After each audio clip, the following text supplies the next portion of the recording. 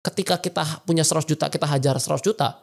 Kalau naik, kita nggak ngapa-ngapain sebenarnya karena belum sampai target price. Kalau turun, kita kualitas tidurnya nggak tenang.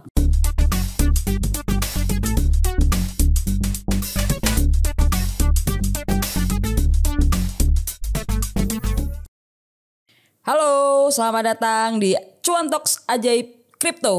Oke, ini kalau mungkin teman-teman kemarin udah nonton Cuan Talks Ajaib Kripto yang pertama, kita ngobrol tentang market outlook kripto di 2023. Kali ini kita akan bahas aset kripto apa saja yang potensial di 2023, masih bersama Dennis. Halo Kak Vina. Halo gimana Dennis. Kabarnya? Baik. Kita udah mau bahas koin-koin yang bisa kasih cuan nih. Betul.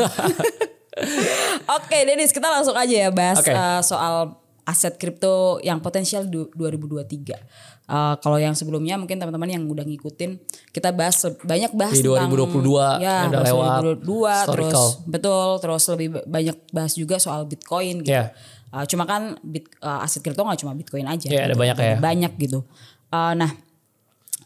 Kira-kira aset kripto apa aja yang potensial sih selain Bitcoin di 2023 gitu? Oke, jadi kita lihat kripto ini kan ada banyak ya. Jadi kita harus paham dulu sektornya. Ya, jadi misalnya nih kita udah melihat bahwa kita suka sama suatu koin, tapi kita kan harus analisa dulu ini koinnya apa, projectnya bergeraknya di mana gitu. Nah, gimana cara filtering atau screeningnya? Yang pertama paling simpel dari sektor. Misalnya contoh ya, kita ambil yang paling terkenal, DeFi, Decentralized Finance. Ada apa aja? Ada Chainlink, ada Uniswap ya, dan lain-lain. Ada DAI, ada Theta dan lain-lain. Nah, kita melihat, kita cari pemenangnya.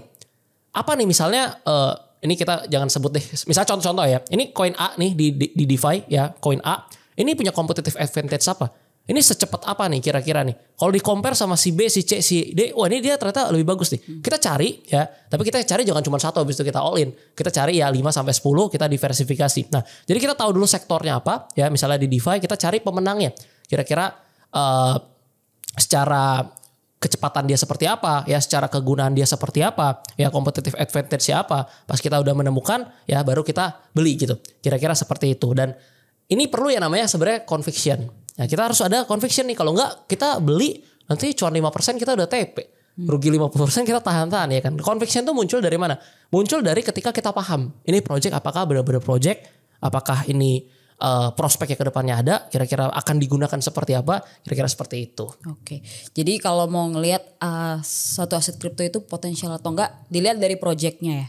Iya betul. Selain project, apalagi yang harus diperhatikan untuk milih aset kripto yang potensial kemudian? Pertama pasti kita dari white paper ya, kita baca ya. Kira-kira ini apa layaknya seperti kita kan membeli sebuah aset. Jadi kita tahu nih aset ini bisa dipergunakan untuk apa aja. Nah, habis itu kita ngomongin project. Kita ngomongin project ini kan bukan 3 minggu, 3 bulan, 6 bulan. Tapi ini jangka panjang. 5 sampai 10 tahun ke depan. Kita ngomongin metaverse, oke lah sekarang orang-orang di financial market mungkin tahu metaverse ini bentuknya gini segala macam. Pertanyaannya, apakah kita udah hidup di udah cari duit di metaverse? Belum ya kan? Ya. Tapi apakah nanti bisa? Bisa. Nah, artinya kan project yang jangka panjang. Jadi kalau cuma ada project-project yang oke ini bikin community ya kan, rame-ramein, habis itu bagi koin-koin gratis ya 3 bulan naik, habis itu pump and dump ya. Lebih baik dihindari. Bisa cuan nggak? Oh bisa, ya kan? Bisa nggak? Bisa cuan. Tapi resikonya, ya kan? Dan kita membeli ya itu udah bukan investasi namanya kan, udah pump and dump seperti itu. Jadi pastiin kalau kita memang untuk jangka panjang kita melihat project yang benar-benar project gitu. Jadi bukan sekedar hype doang ya. Kira-kira seperti itu. Oke. Kalau untuk dari apa ya? Tadi project terus dilihat dari white papernya, terus sama tim yang di belakang dari project tersebut juga developer. Iya, developernya juga perlu diperhatikan ya. Perlu. Oke. Ya, karena kenapa? Track record dan kredibilitas. Okay. Sama lah seperti simpel ya, misalnya ya kita ngomongin manajer investasi, apa yang kita analisa ya kan, itu orang ya kan. Kita analisa track recordnya, kredibilitasnya seperti apa. Karena dunia kripto ini lebih mengerikan lagi gitu ya kan. Itu kripto koin banyak sekali developer yang bisa buat gitu kan. Kualitasnya projectnya bener atau enggak ke depannya itu yang sedikit terjadi. Makanya nanti ujungnya at the end kita ngomongin 20-30 tahun ke depan, nggak mungkin semua 20.000 koin itu jadi. Ya paling jadi berapa gitu kan. Makanya tim ya developernya, kredibilitas dan track recordnya kita harus perhatikan. Kira-kira dalam 10 tahun terakhir, 15 tahun terakhir seperti apa. Makanya yang gede-gede kan naik namanya seperti Zizi dan lain-lain. Kira-kira seperti itu. gitu. Oke, itu perlu dicatat ya teman-teman. Tadi kalau mau ngelihat aset kripto yang potensial dari white papernya dilihat projectnya sama projectnya juga. Projectnya ini jangka panjang atau enggak dan developernya atau tim di belakang project tersebut juga harus dilihat track recordnya seperti apa gitu.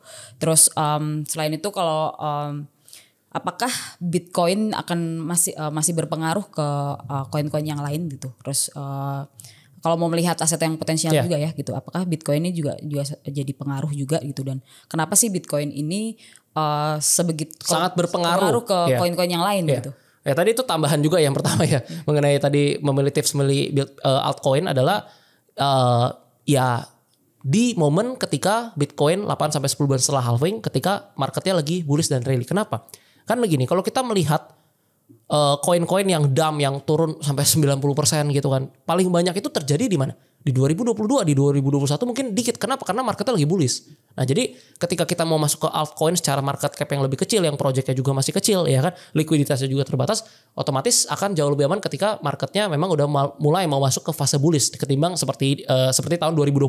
Kalau seperti ini kan memang udah murah ya kita ngomonginnya. Kalau kayak 2022 ya di awal 2022 kita belinya altcoin itu turunnya bisa 90%, 80% dan itu wajar terjadi ya kan. Jadi kira itu tambahannya. Dan kenapa kalau pertanyaannya semua hampir semua 98%, 99% altcoin itu masih ngikutin harga Bitcoin. Yang pertama dominasi kapitalisasi. Kita melihat market cap ya kalau per hari mungkin sekitar 300 billion itu market cap Bitcoin itu sangat besar ketimbang koin-koin lain. Yang paling lama, community-nya paling kuat, adopsinya paling cepat, network efeknya paling cepat, ya kan. Jadi ibaratnya gini, yang paling bagus saja kalau turun, gimana yang kurang bagus ya kan? Pasti ikutan juga dan sebaliknya. Habis itu Bitcoin ini jadi reserve dari exchange dan institusi, fund dan lain-lain yang tadinya mungkin di financial market cuma di stok itu ada yang udah ambil Bitcoin disimpan. Jadi itu yang menarik. Jadi satu lagi konsep dari Bitcoin itu store of value. Jadi bisa dikatakan keberhasilan market kripto dan dunia kripto sampai saat ini itu ya karena keberadaan dan kemunculan Bitcoin. Kasarnya kalau nggak ada Bitcoin ya koin-koin lain kagak ada sekarang gitu.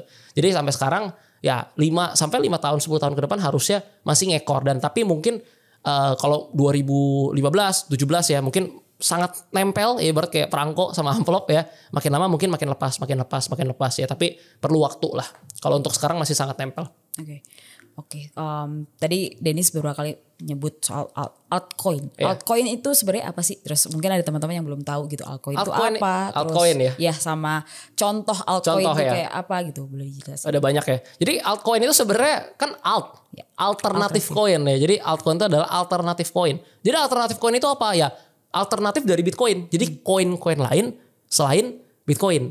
Nah kalau jenisnya koin itu ada banyak banget. Tapi kalau mungkin jenisnya yang beberapa kita sebutin kali ya. Kita bahas. Contohnya DeFi yang paling terkenal. Decentralized Finance. Apa tuh? Ya jadi itu nggak perlu third party, nggak perlu pihak ketiga.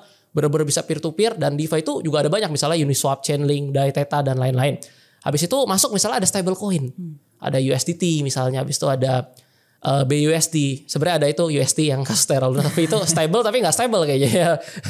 Habis itu masuk tadi ada Decentralized Finance. Ada juga Decentralized Exchange. Kalau exchange yang centralized ada banyak lah ya. Gak usah kita sebutin lah ya. Karena nanti enak mereka promosi gratis ya. Jadi Decentralized Exchange itu contohnya PancakeSwap. Ya. Jadi ada juga tuh. Nah jadi tapi kalau untuk kita di PancakeSwap itu memang fiturnya banyak. Kita bisa beli koin yang mungkin belum listing di Centralized Exchange. Tapi memang kalau untuk pemula agak ribet kan. Kita harus ada private key segala macam. Dan kalau salah transfer bisa hilang koinnya karena kurang ngerti. Dan ya susah sih untuk pemula. Jadi kalau mau gampang pakai aja kripto. Asik. Gampang ya kan. Mulai 15.000 udah bisa dapat bonus. Nanti langsung download di bawah. Masuk ya. Semoga nanti jadi BA aja. Oke, lanjut. Tadi sampai mana? Decentralized Exchange. Habis itu lanjut lagi. Ada gaming. Misalnya contoh yang orang waktu itu lagi ramai kan 2021. Sandbox, Decentraland yang mana ya itu lagi banyak.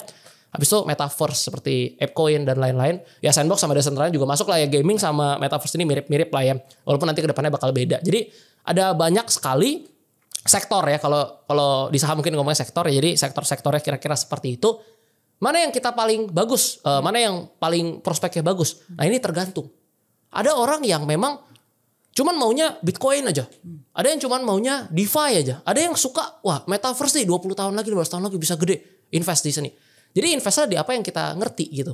Karena emang banyak banget ya kan. Kita mau pahamin semuanya juga bingung, kecuali full timer ya. Memang investor full timer. Jadi investasi di apa yang kita ngerti gitu. Jadi nggak bisa bilang koin metaverse jelek nih atau DeFi jelek, nggak bisa kayak gitu. Jadi tergantung apa yang kita ngerti. Nah kalau aku pribadi yang bener-bener yang memang banyak porsinya ya udah pasti store of value atau Bitcoin. Habis itu ya DeFi. Ya untuk metaverse dan gaming ini bukannya nggak bagus ya, tapi karena mungkin belum terlalu dalemin dan memahami. Jadi belum ada convictionnya gitu. Oke, tadi altcoin macam-macam ya. Terus kalau ngomongin altcoin sendiri, ada nggak sih salah satu altcoin itu yang mungkin dia juga punya pengaruh yang cukup besar ke koin-koin yang lain gitu? Apakah mungkin yang kalau kita melihat mungkin dari sisi volumenya gitu, mungkin Ethereum kah atau mungkin ada Binance Coin kah yang kayak gitu? Ada altcoin nggak yang mungkin sama kuatnya seperti sama berpengaruhnya sampai sekarang gitu ya? Sampai sekarang. Kalau untuk sekarang harusnya tetap yang paling kuat tetap BTC. Cuman kemarin kalau kita melihat sedikit mengenai ETH dan BNB ini adopsi memang sangat cepat dan kita melihat banyak digunakan. Contohnya simple ya kan, NFT, orang-orang yang suka NFT itu udah pasti ya kan, ETH ya kan. Jadi kita melihat juga ini secara market cap juga ETH ini cukup mendominasi ya kan. Tapi balik lagi kalau overall secara keseluruhan, kalau BTC turun ya ETH juga ngikut.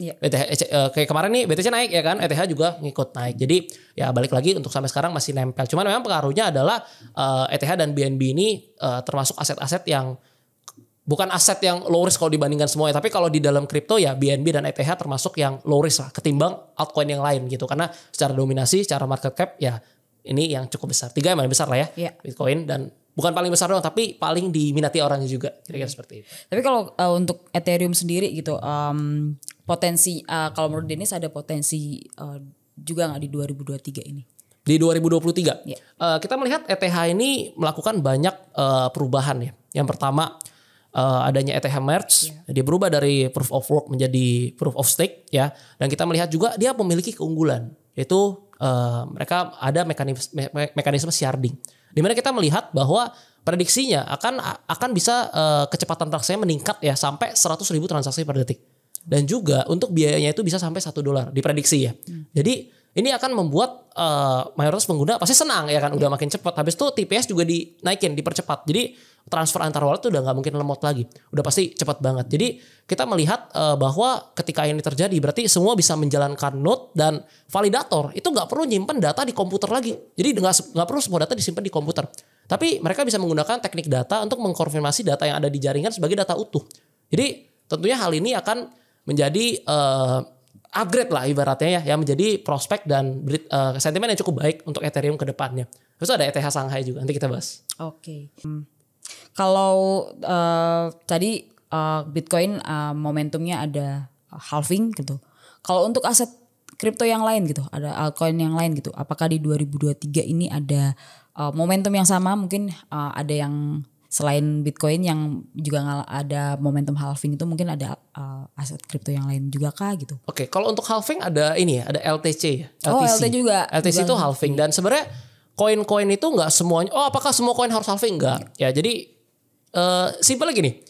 Ibarat aksi korporasi lah gitu ya. Kalau ngomongin di financial market, aksi korporasi lah. Ada apa aja, misalnya ada halving, ada coin burn, ada buyback ya, ada ya banyak macam lah ya. Nah, yang kalau di 2023 ini ada yang namanya halving di LTC. Jadi LTC ini ya konsepnya sama seperti mirip gitu ya. Cuman ya bedanya dia di blockchainnya LTC. Itu dia di 2023 tahun ini. Kalau nggak salah di Agustus. Oke. Jadi yang pertama itu waktu itu di 2019. Jadi sama konsepnya. Jadi pertama misalnya sebelum 2019 setiap satu blok itu dapat 25 LTC. Halving nih. Berarti setelah 2019 jadi dapatnya 12,5 LTC. Masuk nih ke 2023 halving lagi, nanti rewardnya jadi 6,25 LTC. Kira-kira seperti itu. Tapi kalau untuk LTC sendiri aku kurang dalemin sih gitu. Cuman tahu kalau dia halving di 2023 ini. Agustus kalau salah. Agustus ya. Oke, terus selain LTC ada koin apa lagi yang mereka punya momentum? Tadi sempat mention ETH Shanghai. Oh iya, ETH Shanghai. ETH Shanghai ini cukup menarik ya. Jadi kalau kita melihat ETH Shanghai ini sebenarnya adalah hard fork blockchain Ethereum. Jadi pas dia transisi nih dari proof of work ke proof of stake ya, itu memungkinkan kita melakukan staking. Jadi kalau misalnya kita punya koin ETH, sekarang kita punya koin ETH, kita bisa lock di networknya ya. Jadi kita bisa menjadi validator transaksi dan kita mendapatkan reward berupa koin ETH. Nah, dalam transaksi yang tadinya nambang menjadi staking ini, koin ETH ini masih di lock di jaringan Beacon ETH. Nah, nanti pas ETH sangka ini akan terjadi perubahan yang cukup besar. Kenapa? Karena para pengguna LDO stake Ethereum ini dapat menarik dana dan juga hasil reward dari stakingnya yang dapat digunakan untuk validasi transaksi di jaringan.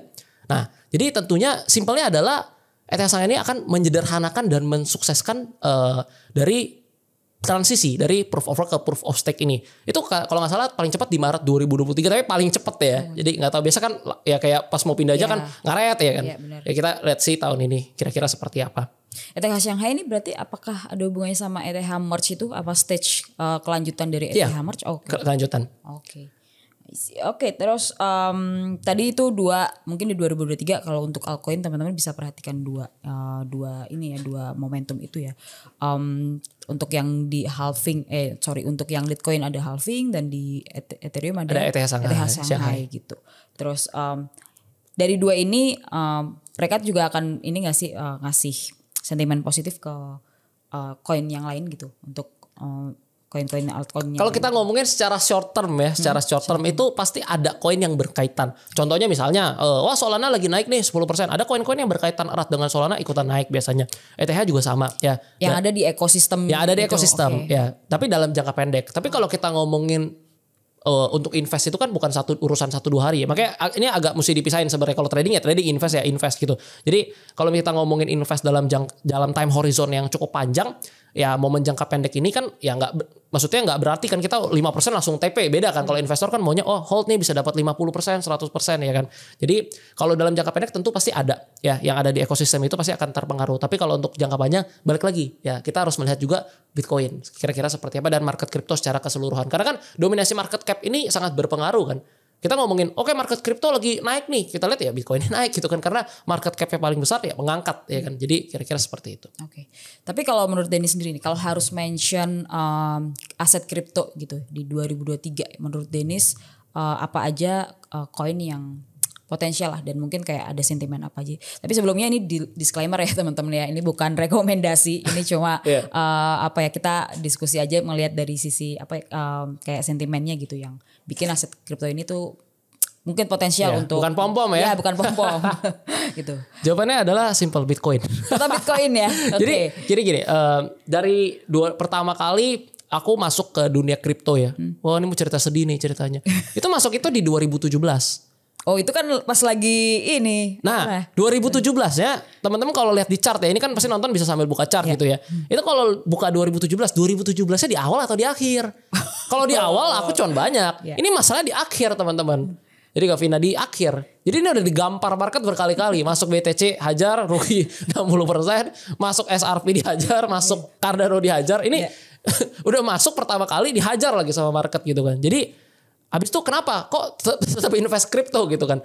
Ya udah kan udah dihajar, ini udah kayak nggak ada artinya gitu kan. Ya udahlah, dalam hati kayak ini bener nggak nih ya blockchain kripto, bener nggak nih ya sambil pelajaran, tapi udah nggak berani nambah lagi gitu ya kan. Karena ya waktu itu informasi juga terbatas dan susah loh mesti cari artikel luar negeri yang berbahasa Inggris karena di Indo belum banyak. Kalau sekarang kan contoh ke Ajaib ada yang bahas ya kan. Lihat di aplikasi Ajaib enak, bisa lihat koin dulu susah ya kan. Nah, jadi habis itu sambil tahun ya masuk setahun 2 tahun ya masih begini-begini aja. Akhirnya masuk 2019 tuh ada lonjakan. Bitcoin tuh ada naik 200% lebih ya kan. Sebelum momen masuk ke halvingnya. Nah, terus pas aku lihat aku berasa kayak ini kan volatilitasnya tinggi banget gitu ya. Kok tinggi banget ya? Tadi udah rugi banyak, ini bisa lumayan recover ini. Wah, berarti kalau misalnya beli di bawah waktu itu enak dong. Cuman kan ya nggak bisa diulang waktunya. Nah, itu baru dalamin lagi, baru pelajarin lagi.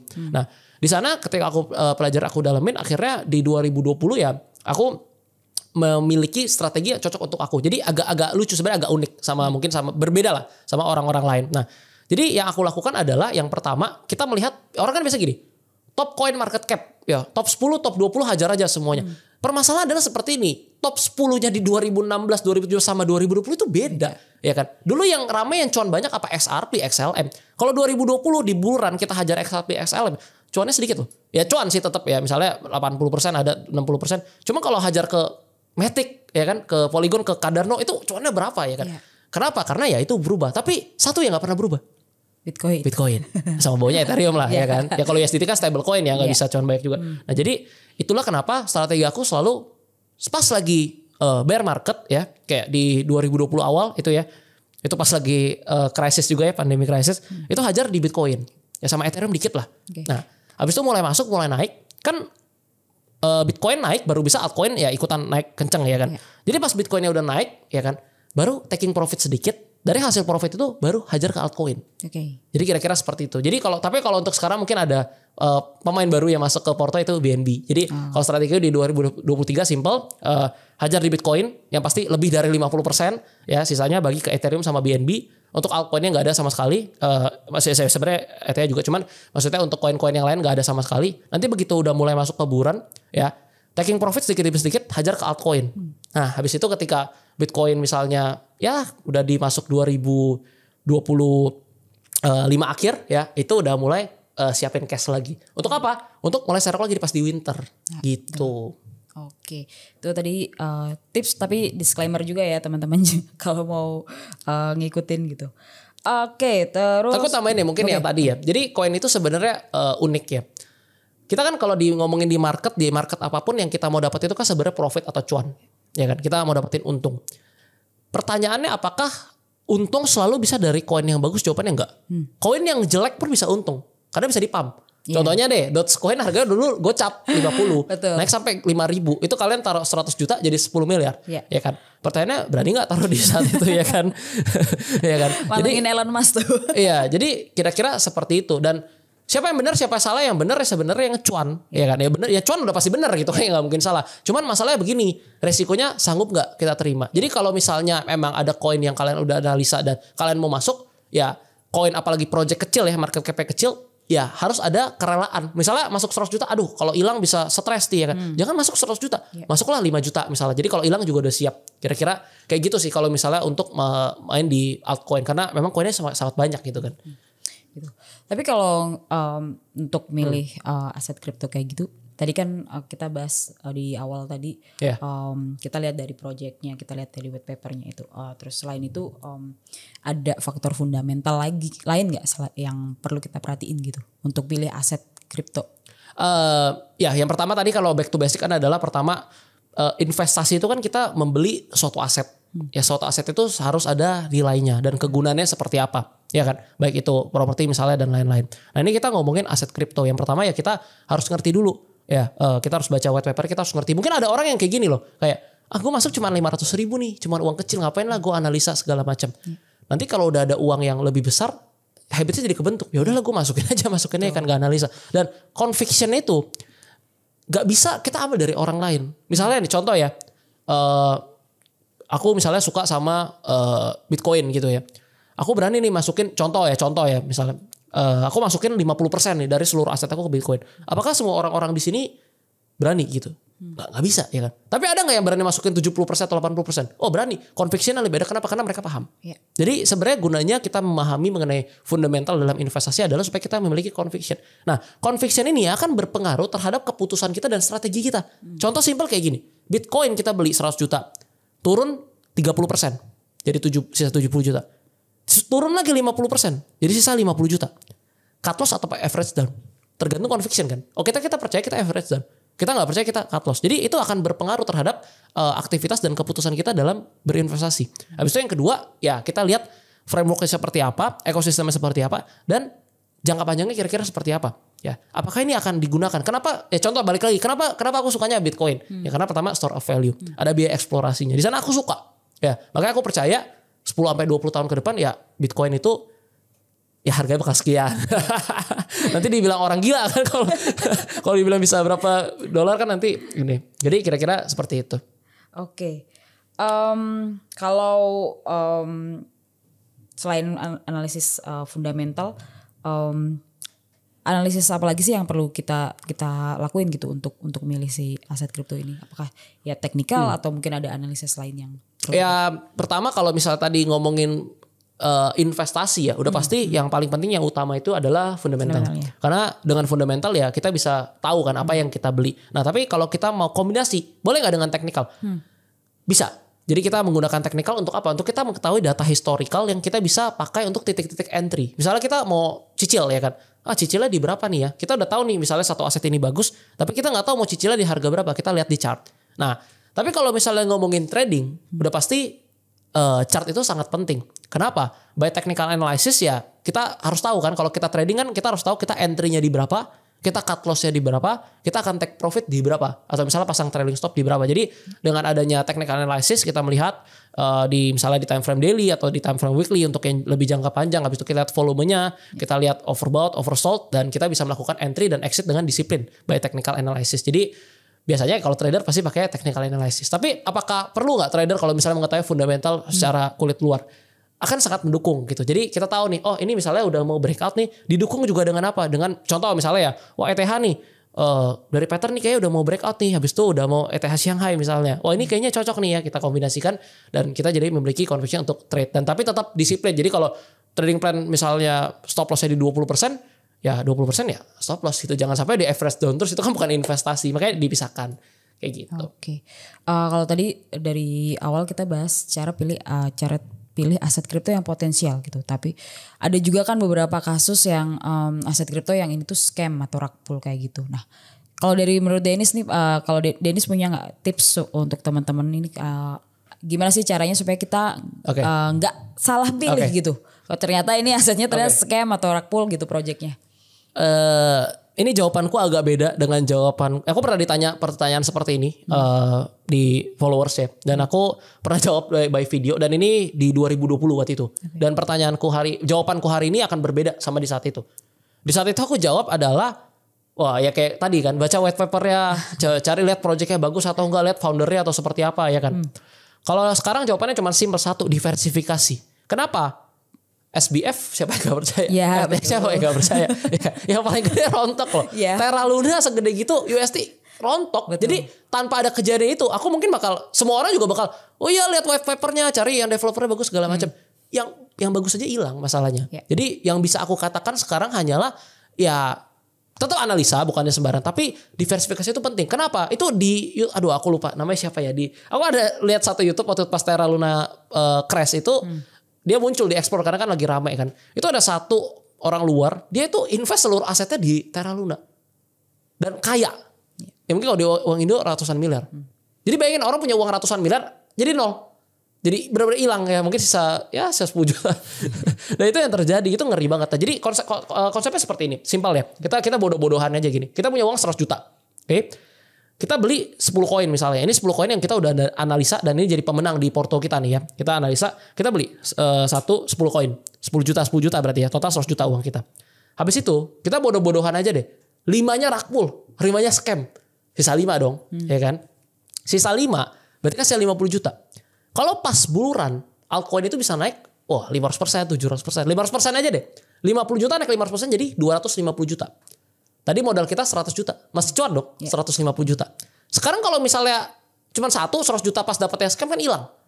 Nah, tadi kan kita ngomong bodoh-bodohan 5 yang rug pull. Kalau kita udah pilih yang bagus-bagusnya, yang pemenang-pemenangnya, kayaknya kalau sampai 5 rug pull bareng-bareng sih itu dunia kripto hancur sih kayaknya. Jadi agak berat juga ya. Kalau andai kan yang rug pull cuma 1 atau 2 atau nggak ada yang rug pull, nggak ada ruginya juga, ya kan? Jadi ya jawaban yang paling bisa aku jawab sekarang adalah diversifikasi. Betul. Gitu. Jangan pernah all in ke satu koin. Ya. Apalagi koinnya bukan Bitcoin gitu ya, ke koin lain. Itu bakal bahaya banget, dan sebenarnya secara anak matematika standar deviasi pasti udah ngerti kan. Kalau 1 ke 2 aja udah beda jauh. Ke 3 ke 7 udah beda jauh, dan ini di kripto emang ngeri banget. Jadi menurut aku ya 10 15 it's okay. Kalau Denny sendiri biasanya kalau investasi di aset kripto itu pilih kayak, pernah gak sih kayak all in kayak gitu atau memang selalu dicicil? Maksudnya lump sum atau dollar cost averaging gitu ya. Kalau aku di tahun 2020 ya, karena komposisi, jadi bukan semuanya full di kripto ya. Jadi untuk komposisi investasi itu ada lumayan banyak ya di berbagai aset kelas. Dan untuk kripto sendiri di tahun 2020 itu aku baru masuk sebenarnya 5% dari total aset ya. Maksudnya bukan dari total cash ya. Jadi dari total aset aku alokasiin 5% untuk kripto. Nah, karena memang nilainya masih kecil, di saat itu aku melakukan lump sum. Jadi aku langsung beli di 2020 awal itu langsung hajar. Dan hajarnya ya ke Bitcoin. Nah, aku langsung hajar. Nah, cuman karena dari 2020, 2021 makin mempelajari mengenai kripto dan convictionnya juga udah mulai ada, ya kan. Jadi mulai di 2022 sampai 2024 ini mulai mau memperbesar porsi untuk di cryptocurrency. Jadi mungkin dari 5% ini mau naik sampai ya 20%. Jadi otomatis kan secara porsi cashnya juga jadi lebih banyak. Nah jadi untuk di 2023 ini tentu metode yang akan aku gunakan dollar cost averaging. Nah tapi ini balik lagi sebenarnya ke teman-teman sekalian gitu. Kalau kalian misalnya berasa, oh ini harga sekarang udah murah gitu kan.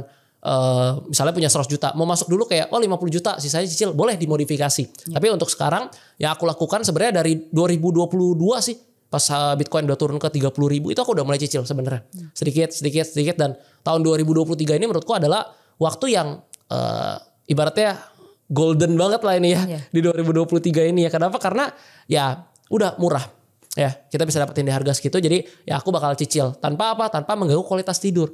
Kenapa? Karena perbedaan dengan lump sum dengan cicil adalah ketika kita punya 100 juta, kita hajar 100 juta. Kalau naik, kita nggak ngapa-ngapain sebenarnya karena belum sampai target price. Kalau turun, kita kualitas tidurnya nggak tenang. Betul. Tapi kalau misalnya kita metode mencicil, pas turun, enak dong. Iya kan? 17.000 nih, turun 16.000, beli lagi 10 juta. Turun 15.000, beli lagi 10 juta. Turun 14.000, beli lagi. Tapi kenapa kita bisa melakukan itu? Karena kita ngerti dan kita balik lagi punya conviction. Karena di aset apapun, mau turun sampai semurah apapun, kalian nggak akan pernah beli, nggak bakal pernah berani beli. Kenapa? Karena nggak ngerti. Tapi ketika kita ngerti, kita berani. Jadi balik lagi, kalau invest judulnya tetap fundamental, kalau trading ya boleh kita pakai technical. Dan untuk 2023 ini yang paling enak menurutku tetap ya dollar cost averaging. Oke, tadi kita udah bahas aset kripto apa aja yang potensial di 2023 bareng Dennis gitu. Nah, Dennis, sebelum kita tutup nih podcast Cuan Talks Ajaib Kripto hari ini, Dennis punya ini nggak? Boleh kasih closing statement ke teman-teman nggak?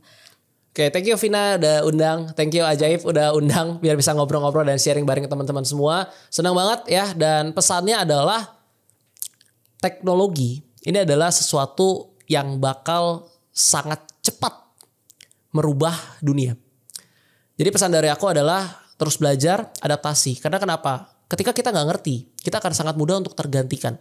Ini sangat berkaitan, bukan cuma kripto doang, tapi teknologinya, ya, baik itu blockchain dan lain-lain. Ketika kita nggak bisa adaptasi, kita nggak bisa menggunakan, kita akan tersingkirkan. Jadi mulai dari sekarang, kalau belum ngerti kripto, belum ngerti blockchain, belum mengerti apa yang ada di internet, Web3 dan lain-lain, mulai pelajarin tipis-tipis. Mungkin sekarang nggak kepake gitu di dunia kerja, tapi 5-10 tahun lagi ke depan, ya itu akan terpakai. Dan ketika kita belajar mulai sekarang, kita udah mulai curi start. Dan untuk kripto sendiri, ini merupakan aset yang sangat luar biasa kalau menurutku. Tapi balik lagi, untuk kita bisa percaya, kita bisa invest di aset tersebut, tentunya kita harus memahami, ya, kita melihat harga Bitcoin yang dulunya cuman untuk beli pizza gitu ya, dan sekarang bisa sampai sempat menyentuh 60.000, 70.000 dolar, itu hal yang sangat luar biasa. Oleh karena itu, pahami sedikit demi sedikit mengenai teknologi, blockchain, Web3 dan juga cryptocurrency. Maka dengan curi start sekarang, maka kita bisa mendapatkan keuntungannya nanti di 10 bahkan sampai 20 tahun ke depan. Oke, thank you Denny sudah hadir di Cuan Talks Ajaib Kripto. Terima kasih juga teman-teman yang udah stay sampai akhir. Jangan lupa like, comment, dan subscribe YouTube channel Ajaib Investasi. Dan sampai ketemu di Cuan Talks Ajaib Kripto berikutnya. Ajaib.